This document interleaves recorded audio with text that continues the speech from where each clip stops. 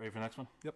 All right, Pastor Steve. Jesse says in Genesis 24:9, he says, since son can also be grandson, and Noah referred to his younger son as the culprit, could the reason Canaan was cursed instead of Ham be because Canaan did something not mentioned rather than Ham disrespecting Noah?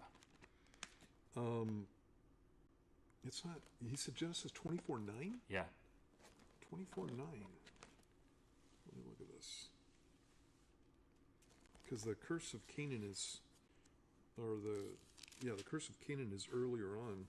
Let me see what he's talking about here. No, he maybe it's 9:24. Let me look there. Canaan was cursed instead of Ham. Is he getting those two names mixed up? No. Canaan was cursed instead of Ham.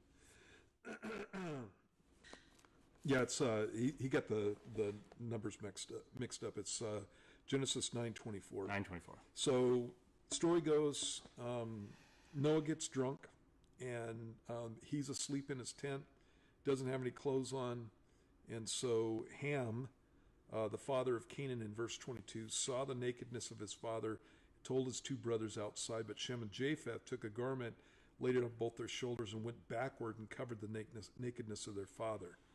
Their faces were turned away, and they did not see their father's nakedness. So Noah woke from his wine and knew what his younger son had done to him. And then he said, cursed be Canaan, which was the son of Ham, wasn't Ham himself.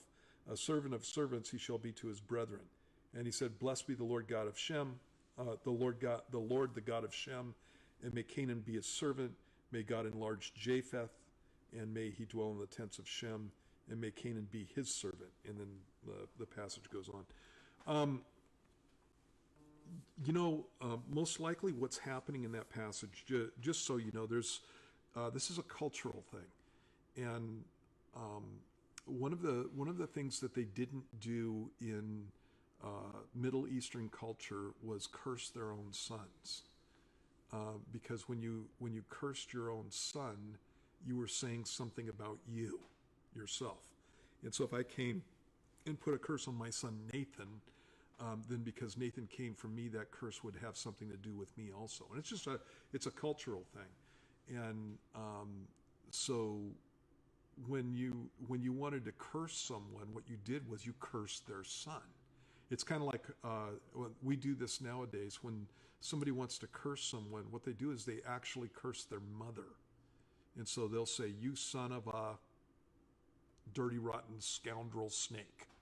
And so you could be either talking about their father, or you can be talking about their mother. And obviously in the world they use terms that are really ugly. And so sometimes we're saying you're a son of a female dog, or that kind of thing. And what you're doing is you're talking about my mom at that point. And so it's a curse on me, but it's also a curse on the mom too. And again, that's a cultural thing as far as we go. So most likely what was happening was because of Ham's sin, that Noah was pronouncing a judgment on his son that extended to Ham also. In actuality, the reason that the passage is in there is to let you know what happened with the Canaanites, and part of the reason that it happened, that because of the sin of Ham, the attitudes and the basically the worldview of Ham got passed down to Canaan, and they had family squabbles that came from that, and so Canaan became a servant to both Japheth and Shem. So that's mainly what's being spoken about there. So okay. Yeah.